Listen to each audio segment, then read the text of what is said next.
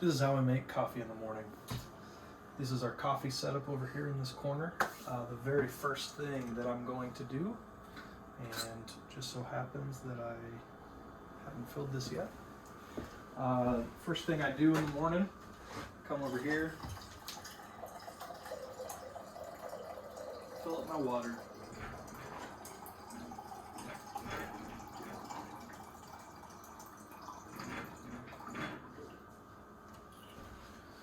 There is a max line inside of this Fellow coffee. What's it called? Inside of this Fellow kettle. There's a fill line inside of this Fellow kettle. I wish that they had a line on the opposite side because that would make filling it much easier. Set it on the kettle. This particular kettle has a very cool function where you can adjust the desired temperature. I'm going to leave it set at 204 degrees. The next part that I'm going to do is I take the lid off of the coffee grinder. I'm going to take our beans. Today we've got some nice beans from Old Town Coffee. And while I'm waiting for that water to heat up, I'm going to turn on my scale, let it zero itself out, and I'm going to put enough beans to let the scale rise up to 30 grams.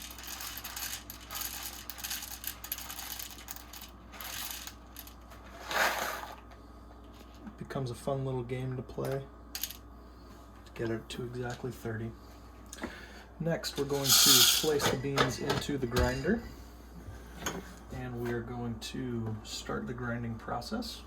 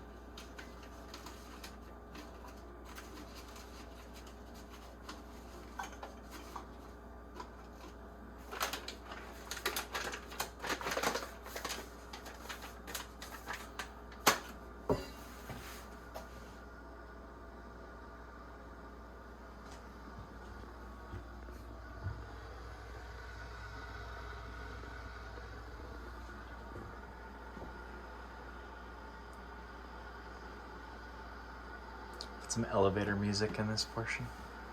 Good.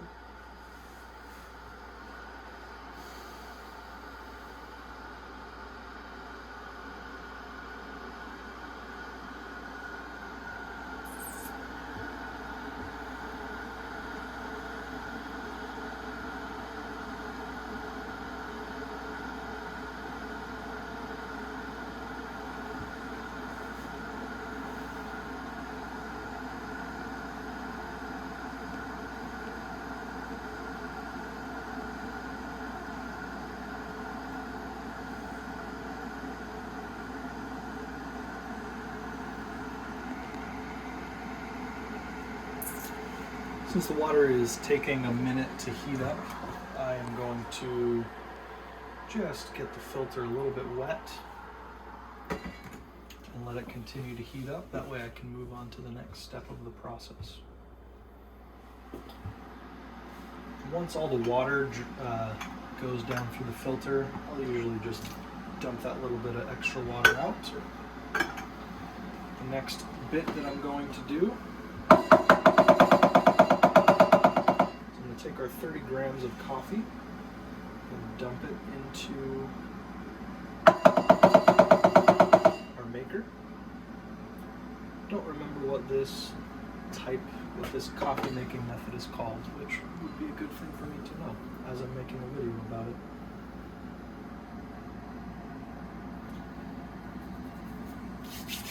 So now that our coffee is nice and in there, we're going to zero out the scale. Wait for our water to come up to 204 degrees.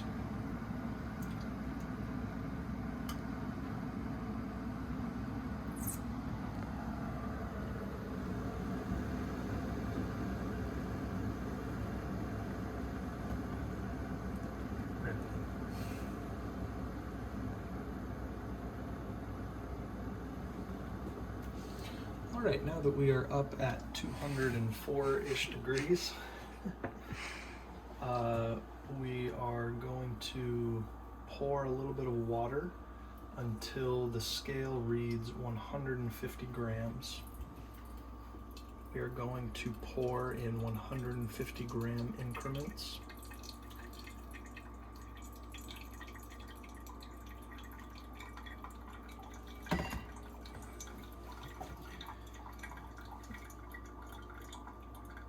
This first initial pour, the first 150 grams, is called letting the coffee bloom, because the coffee starts kind of bubbling up. It just kind of starts bubbling and it looks like a flower that has just bloomed at the end of this first 150 gram pour.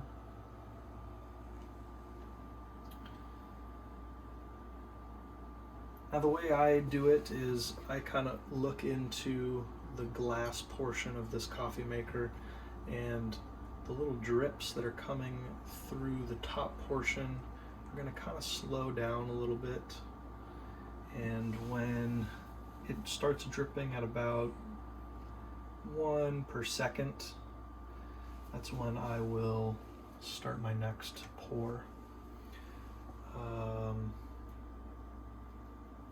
I think that you're really supposed to do it with a timer, but I don't do it with a timer. Maybe I should learn how to do it with a timer so that I can do it more better.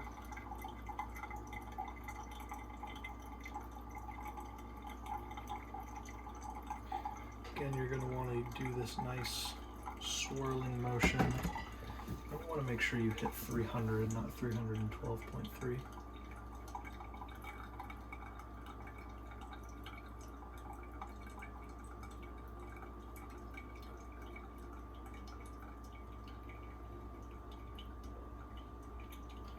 This second pour usually is the worst of the pours.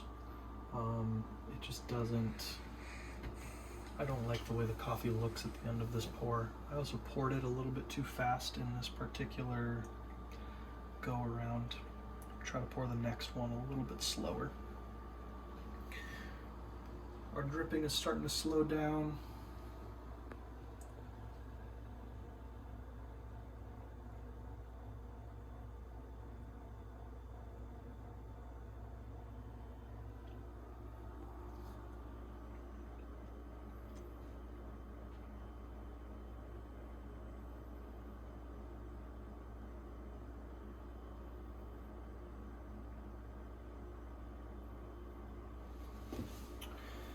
At this point, we're going to do our third pour. We're going to go a little bit slower this time. I like to come to the outside of the filter and just kind of get those remaining grounds off the side and down into the pour. And then if you pour slow enough, the grounds will stay down and the water will sit on top of the grounds.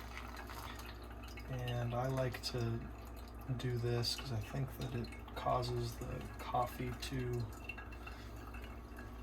just have more, it lets the water have more time in the beans, in all of the beans, because as the water level goes down, the water is kind of coming down out of the beans at a nice even rate, instead of at the beginning it has a ton of coffee and then slowly but surely less and less and less coffee there's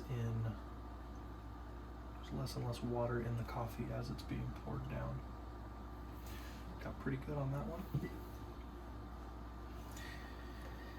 And as our water is slowing, it's dripping, we're going to prepare for our final pour.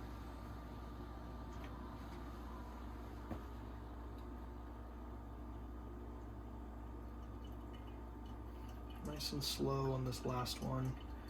It's exactly how I should have been doing it the whole time.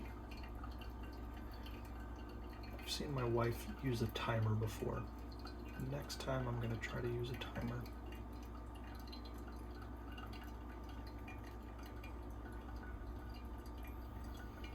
And when we reach 600, we're going to stop. And at this point, you can turn off your kettle and wait for the remainder of the coffee to drain down into the bottom portion.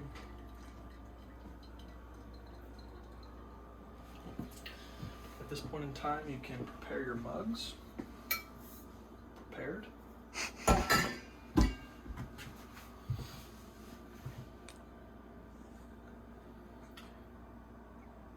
We're going to wait and let the remainder of the coffee drip down.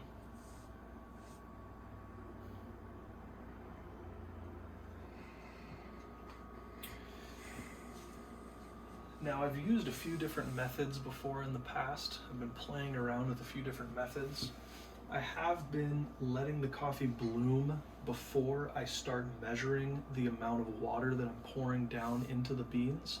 And my thought process with this was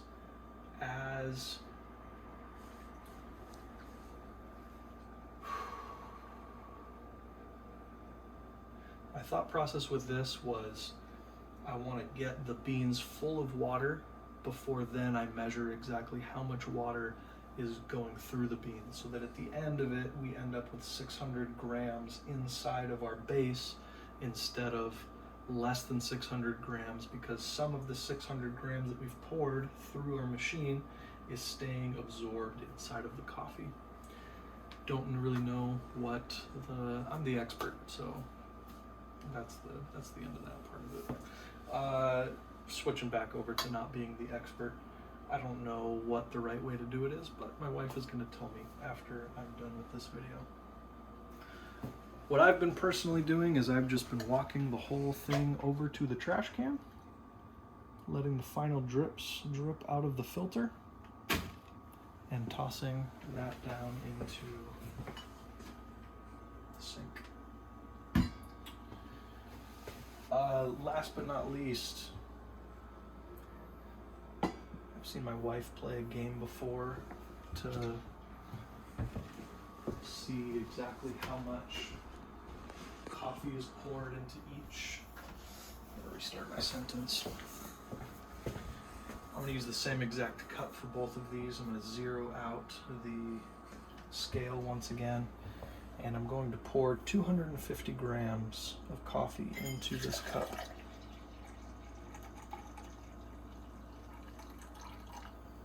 260.3 grams. And I'm going to pour the remainder of the coffee into this cup and see, it's pretty close. See exactly how much coffee we ended up with.